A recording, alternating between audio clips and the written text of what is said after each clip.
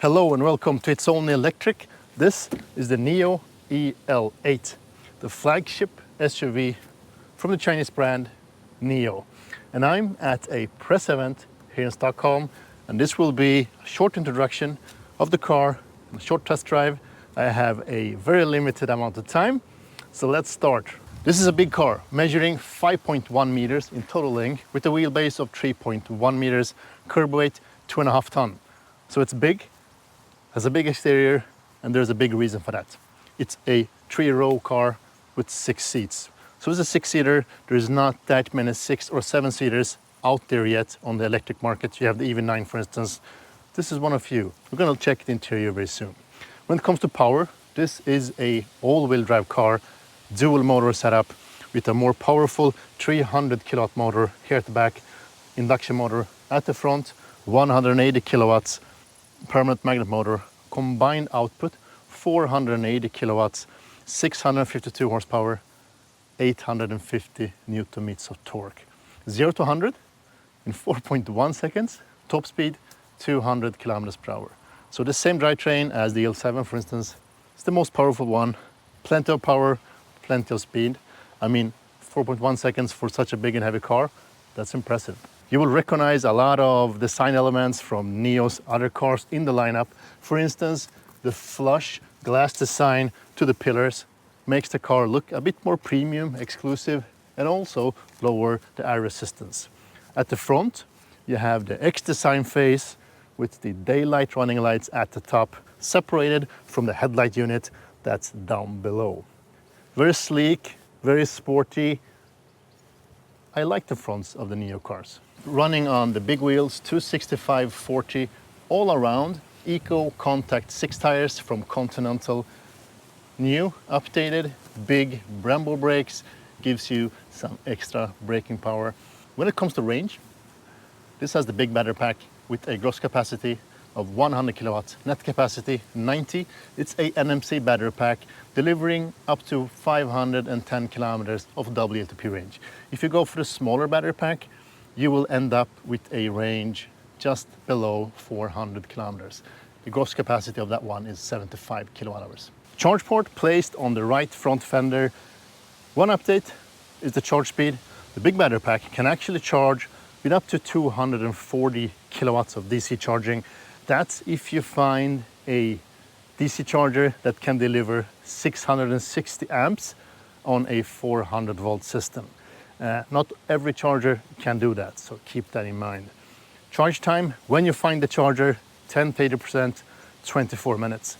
The smaller battery pack has a top speed of 140 kilowatts with a charge time of 40 minutes. Home charging, AC charging, 11 kilowatts, 3-phase support. And the rear of the car looks similar to the EL6. Very classy, with the light bar going through the whole back end of the car. Powered liftgate, of course, with a boot capacity this way with a third row up, 390 liters. If you fold these ones, you will have 810. Limited amount of storage when upfolded, better when you fold them, of course. So 810, that's a fairly big boot if you're only traveling 4 people. So it's practical. And these areas are included. There's also a button for lowering the air suspension for making the loading much easier. Let's check out the mid-row. This is the most exciting row and the actual difference between the executive and the normal or standard edition of the EL8. Comes with executive seats where you can unfold and have some leg support for resting your legs if you're not 193 centimeters tall or 6'4" as I am, because I'm not able to use that function. My feet will still hit this area and I will not get that perfect position. But what you also get is massage built into the seats and this midsection, some extra storage here with 2 cup holders, a Qi charger for one phone. It's ventilated, so that's nice. And underneath this one, let's close it, come on. Yeah, that's how we do it. One press, single press, and it will unfold. A refrigerator. So this one can be cooled and also heated, and you control it from the small screen here at the back for the passengers. This screen also controls things like climate zones, temperatures. You have a dual climate zone here at the rear. So in total, 5 climate zones, 2 at the front, 2 at the mid row, 1 at the rear. So we can individually control your airflow and your temperature. You can also control things like media, heating the seat, cooling the seat, heating only at the back, no cooling and no massage. Airflow comes from the B-pillars, really neatly integrated. You almost don't see them. Really nicely designed by Nio here. Otherwise, good space here at the rear. The front seat is of course adjusted after my drive style, and headroom is nothing to talk about here. It's more than a fist of headroom, so I will travel perfectly fine in this car without using the executive unfolding mode. I will be all fine with this. Hidden ambient lighting will light up this Karoon materials. It's kind of a rattan called Karoon, environmental friendly materials. And whilst talking about environmental friendly, this is not real leather, it's fake leatherette to support the environment, as we all do with electric vehicles. Otherwise, very sophisticated and nice materials everywhere in this car. The only hard plastic sections you can find is the lower parts of the doors, as in almost all cars, of course, but plenty of storage here in the door pockets, a electronical latch for opening and closing the door, and all 4 doors actually has soft close. Let me close it slowly. So soft closing doors at all 4 positions. That's premium. And the sound system is also updated with 23 speakers. It's a 7.1.4 system, and it cranks out 2,300 watts. So it's more powerful now than in the other cars in the lineup. Openable sunroof, kind of a panoramic one. So it's 2 sections. You can open the front section to pass in some fresh air. But it gives the back seat a pleasant drive and a nice look at the nature. There is also a cover to shade out the sun. Let's jump into the front and take a drive. So well on the inside, driving the EL8, the flagship. If you have tested out the other cars in the lineup, especially the EL7 or the EL6, you will most definitely feel at home, because I mean all the materials, the design, the color schemes, steering wheel, the layout, the controls, etc. Everything is the same. I mean the screens, everything is very similar. I immediately notice one difference, and I also know that that is different. It's the head-up display. So the head-up display in the EL8 is actually updated with a bigger screen, just above 16-inch this time, and with higher resolution, but also more powerful, so more brighter than the old ones, which means that even in this sunny weather and on a fairly light surface, you still see the directions, all the information on the screen very well.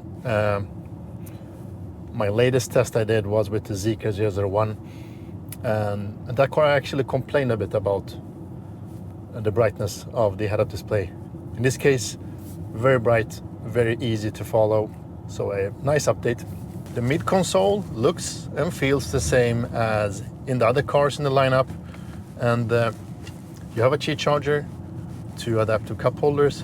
The drive mode selector is placed to the left, and you have 3 hardware buttons. This is the redesigned version of it, same one as in the EL6, where you can select the drive modes and turn on and off the hazard lights, lock and unlock the doors. This one feels better now. I remember that in the ET7 especially, it was fairly hard, and the cushioning, the padding underneath here was too thin. This time though, they have updated that, so it's a lot better for your elbow, gives you a better support and a better comfort. This will for sure not give you an elbow pain when driving long trips. These headrests are extra equipped with pillows, very plush, and after testing the car with these mounted, I have a hard time driving this car without these ones. So I would recommend to go for these accessories if you choose a Nio or the EL8 in general. Let's look at the drive modes. I mean, as I said, everything is the same when it comes to drive mode. So you have a custom drive mode where you set everything to your custom needs. You have comfort, eco, sport, sport plus. And as usual, you can activate sport plus by holding the two other arrows like that. And if you hold them again, you will go back to the previous drive mode. I tend to drive it on custom because then I adjust it after my liking. Currently I have the ride height at low, the regen at high. That's the most aggressive mode. You have 3 levels: low, standard and high. So I drive it on high. It's still not a one pedal driving, but it's really good. It's aggressive and it's very linear. And I didn't mention that, but it also has a new suspension here from Nio. It's from now on dual chamber air suspension, which is a bit better, a bit more comfortable and a bit more versatile than a single chamber one. So expect better comfort, and or maybe I should say it like flagship comfort, because that's what it has. Really a cushioned and nice feel to the drive. It's almost like levitating forward on top of the road. Even if you're running on 22-inch wheels. I mean, 22 is big as such, but for such a big car is not that extremely big. But they are not disturbing, and the cabin is very silent still. And that's probably mostly due to the suspension. And I know that Nio has worked a lot on fine-tuning and making the comfort and especially the cabin noise lower. So I think they have like 50 changes to get it more silent. One example is the motors, the electric motors for adjusting the seats. They are from now on soundproofed. So they have soundproofed the electric motor itself under every seat. That way you almost don't hear the adjustment of the seats. So that's one thing. Acoustic glass windows, so double paned, insulated to spare you from some road noise. And the overall feeling of the cabin is, of course, very comfortable and especially very silent. They state that it scores a 61.5 decibel cabin noise at 120 kilometers per hour. That sounds about right and promising. I mean, I always do noise measurements, so I will try that. I will usually try up to 110, but in another video, when I get this car for a longer run, I will do those tests too. So let's see about that. But it sounds promising and it feels promising. Let's test out the drive mode or the driving dynamics. Let's put it into Sport Plus and see how it behaves. Push it a bit. And the acceleration is like in all Nios. This is the big drivetrain, delivering 650 horsepower and 850 Newton meters of torque, 480 kilowatts. So it's a powerful setup. As all the other lineups, I mean, it's very nippy, despite being such a big car. It's running on Brembo brakes, updated and bigger than the other cars in the lineup. So they are big, and I feel that. I mean, they are responsive and gives the car the support it needs. I mean, it's not a racetrack car, 2.5 ton, but it has enough of stopping power, probably more than enough with this new brake setup. the difference between executive and the normal or standard EL8 is the mid row, the second row. So the second two seats are still individual and executive seats in this case, which gives you the comfort package with massage, but also the executiveness is the actual resting mode with your leg support part that you can unfold. So, and in between the seats, instead of having a aisle for climbing into the back seat, you get a refrigerator that also acts or doubles as a heater in between the two seats. And it also a armrest with a built-in Qi charger. So that's about the difference between normal or the standard EL8 and the executive one. I think the price difference is around 4,500 euros or 50,000 Swedish crowns. So that's the difference or the amount you pay for getting the executiveness at the second row. Gets a bit more noisy in higher speeds, and I mean, this is a ship, it's a boat. It's not meant to be a actively driven car in that manner, more focused towards comfort. Let me just discuss and talk about the price point of this car.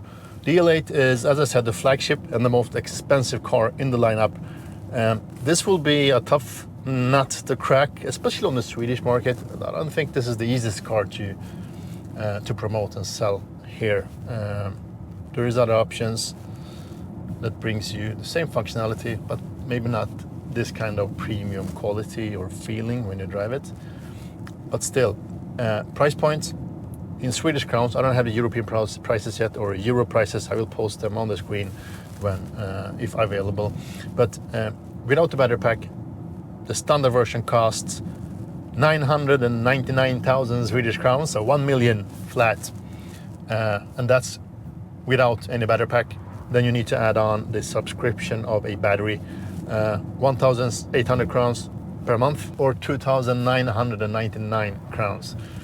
That's what you need to pay to be able to get this car without a battery pack. So that's with a battery subscription. If you don't want to lease the battery pack, you can buy the car with the battery pack included. Then you need to pay 1.3 million almost for the big battery pack. That's the one that brings you the longer range, 510 kilometers of WLTP range, and 1.2 million, 1,179,000 for the executive version with the small battery pack. So I've had this car for almost 2 hours. I'm gonna hand it back very soon. So I'm driving back to Nio, Sweden now. Hand the keys back, then I'm done. So we'll try to summarize this as good as possible. I mean, I have tested all the Nio cars, all cars in the lineup, and Nio is a brand I really like because I like the way of thinking. I like the way of how they design the cars, especially the exterior, but also the interior, the premium feel to everything. I mean, the doors, the closing sounds, everything is mounted well together. The interior quality, all the materials. I also understand and get the concepts of swapping, because this car can swap as all other Nio cars. It's one of their main things. I mean, you don't only charge it, you also swap the battery pack if you go for a subscription. If you don't go for a subscription, you need to charge it. You don't have the possibility to use the swap stations. So that's an important aspect to understand if you are into the market of a Nio or a Nio EL8. The price is a bit complicated, and the price for this one, I mean, I get the point, it's a premium car, but 1 million SEK without the battery, it's a bit too much. And I'm not complaining about the quality of the car. I get the point, they are premium, but the brand is not known yet on the market, and that will make it a bit harder to sell this car. I think they need to crank out some volumes of cars to be able to build a brand, build a reputation, and that way grow and push out more expensive cars and bigger cars. I mean, this is not my job. I'm just testing the car. So I'm just trying to explain my view on things. But when it comes to comfort, performance, styling, this is a very nice package. If you are on the market looking for a big SUV, 6-seater, premium one, fully electric, this is one of your few, or maybe your only choice. So have a look, test drive it, and see for yourself. So what do you think about the Nio EL8? Is this something for you? What do you like about it? What do you don't like about it? Please share your thoughts. Let us have a discussion. Ask me questions. I will answer for sure. Let the comments flow. And don't forget to like, subscribe, and engage, as always. And most importantly, stay electric. Thank you for watching. Speak to you soon.